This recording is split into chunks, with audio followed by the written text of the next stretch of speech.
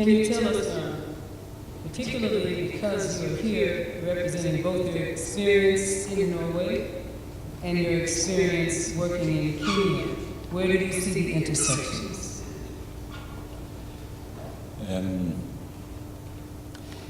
In Norway today, at the level of laws and equality, the situation for the LGBT community is very good. The numbers of people being infected within the gay community is rising strongly. And we are kind of wondering what is it? And there's been a lot of information. But when there are some surveys on the living conditions of people within the LGBT community, there are a lot of problems and a lot of difficulties. And I think we really need to go further to see what this is all about, to understand it. When it comes to the church in Norway is extremely divided on the issues. And it's divided all the way up to the level of bishops. And I myself, I'm about to be ordained as a minister in a few months, and it has been a very long journey to get there. And it is because of what I have internalized. I come from my own family is very positive, very supportive. My extended family is very conservative.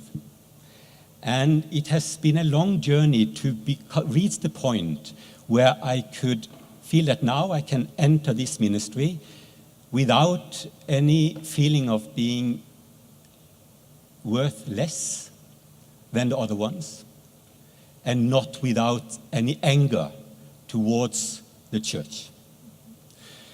So in a society where it seems to be very okay at many levels, and especially at the legal level, to see that, and today within the LGBT Association of Norway, we are asking us the question, why are there so many young people who are struggling a lot to be open? We thought that these things would simply be better and better, and it's not. And we are struggling to find out and to reach these people, the younger people. Instead of Kenya, I would like to talk a little bit about the work that I've been involved with Southern Africa. This project called One Body. What we have tried to do there is to address some of the barriers when it comes to stigma and discrimination, and how the churches are one of the drivers of stigma and discrimination. So we identified, it's all the way back to 2004, sexuality, church, the inclusive church, and images of God as three crucial areas. So there already sexuality was very high up on the agenda. And we dealt with it in a north-south dialogue, very exciting and very challenging. And what I would like to mention here in this context is that in the north, this was not a kind of development project. It's really a mutual church-to-church project. And in the north, approximately 50% of people living with HIV are within the MSM community. For us, therefore, it was important to address that in that relationship between churches in North and South. But for the South, for our partners in the South, it was impossible. And it was an incredibly painful experience then to have to leave that out completely in that dialogue. But still to be able to dialogue on the issues. And since 2004, it has been an issue when we are meeting between the North and the South. At least at that level where we are kind of the core group, sharing about it, struggling somehow, creating that safe space, but never being able to do something together on the issue. And Kenya, I think I can come back to you a bit later. Mm-hmm. Thank you. Thank you. Iman, Yes. in your experience, particularly working with that interesting intersection of the African American community and Islam, what has been your experience with regard to the presence or the intersections of sexuality, sexual orientation, and gender in the fight against HIV? Well, honestly, thank you for having me this evening. But honestly, it's been quite a dance for the last 15 years. Quite a dance, and my dance card is full. I would have to say that the process has been one of growth throughout, because 15 years ago, to mention the idea of LGBT within the Muslim community, whether they're immigrant or native Muslims in the United States or North America generally, that the issue was that it was an oxymoron. You cannot be one of those things and Muslim. However, through the efforts of not only myself, but many others, LGBT scholars from around the world who are Muslim and well-versed in their professions, have been able to bridge the gap between the text and the community. And so through this process, because Islam is very textual, because the Quran was given by God to the people through Prophet Muhammad sallallahu alaihi wasallam, and therefore, once written down, it became like an extension of the Prophet and his word, but also then in action and deeds. And therefore, when they do look at the words, many times the interpretation of it has been that it's set within a certain gender mold, male and female. But through time, even transgender, because it stays within that male-female dichotomy, then it was also became accepted. 1979, the Ayatollah of Iran, they established a transgender program so people could make gender realignment. However, the gay and lesbian part and the bisexual part is sort of a hidden away accepted thing, because some people are bisexual, but they don't identify because they stay within the male-female range. So, but gay and lesbian remains outside of the framework. Now, and so I won't go back through the historical aspect of it, because there's many different issues that would be discussed in that area. But when it comes down to the G and the L part of the alphabet soup, it still remains a problem, because you're fighting against the natural order of their understanding of religion. And so that becomes a major issue in impacting the way that I work with people. Now, one of the ways in which I have been able to bring attention to it is to take the same materials as other scholars have and to give them alternative interpretations using the same information. Not for them to accept it as quote-unquote gospel, but to know that you can read it and understand it in a different way that makes it inclusive rather than the exclusive format that they've utilized over the centuries. Yet, when you look through the history, you see that tidbits in medicine, tidbits in psychology, tidbits in various other disciplines, we're there. So they can't ignore that there's a historical presence too. So how it impacts my work is an educational process. And the education has to be one of, do you understand this? Can we talk about this? Okay, we can talk about that. All right, now let's add an adjunct here. Let's add an adjunct from this side. And when we do that thoroughly, we come to an understanding, if not an agreement. And the agreement part will come through a different process, but the education is the most important part. And so that is happening. Thank you. And I will add more later. Okay. Reverend Schoenemeyer, you wear these hats simultaneously.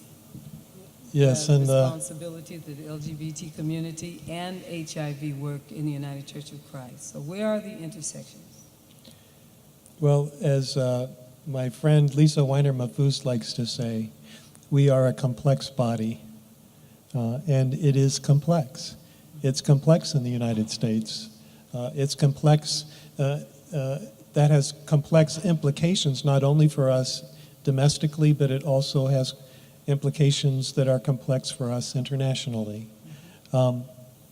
In my work in the National Office of the United Church of Christ, it can be a little bit dicey to be both the head gay and the executive director of the UCAN, the United Church of Christ HIV and AIDS Network. Because when we're trying to work with populations in which there is high incidence and rising infection rates, sometimes it's very difficult because the perception can sometimes be that the reason that you want to work with us around HIV is because you really want to promote the gay agenda. And it becomes a barrier sometimes to being able to move forward. So, I mean, part of the complexity is navigating that.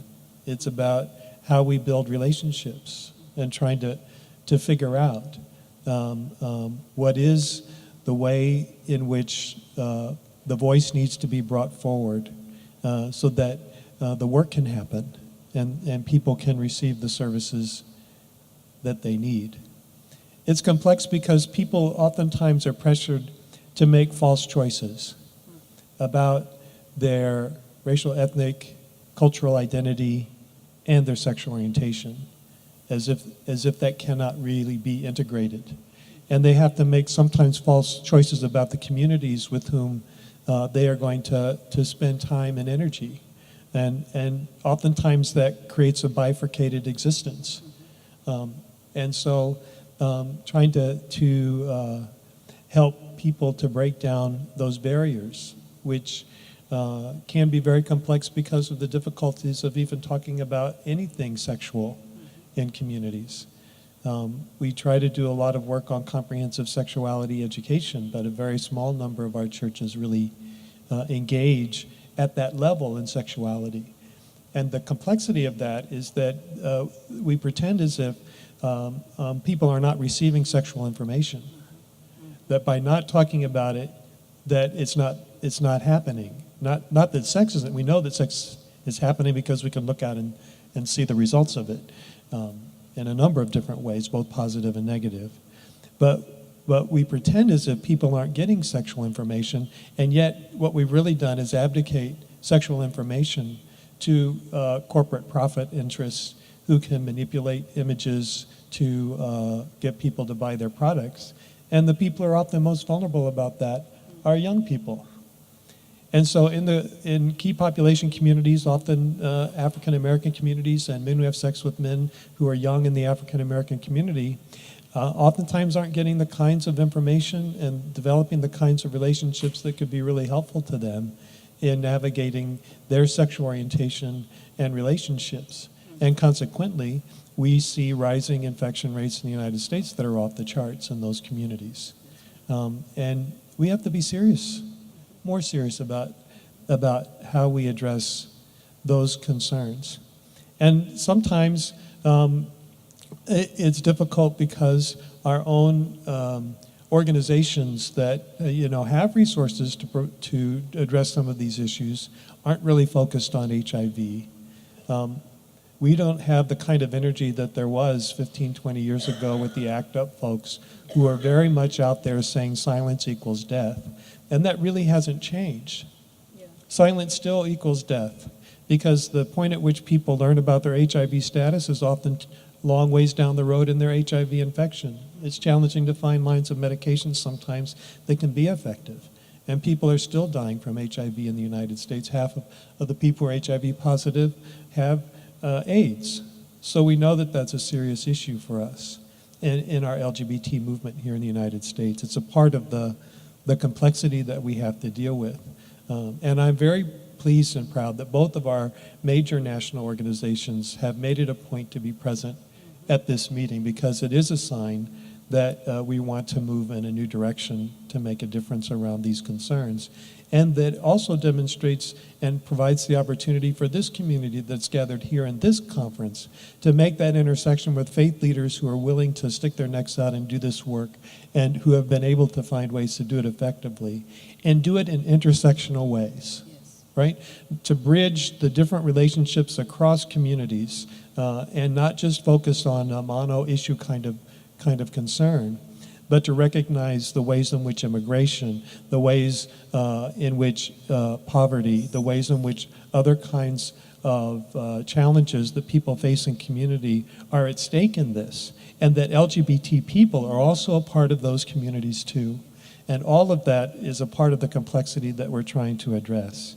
It's hard to juggle all those balls sometimes, and we are oftentimes challenged because we don't always have the resources we'd like to have to be able to do it. But I think that we're working hard to try to figure some of that out.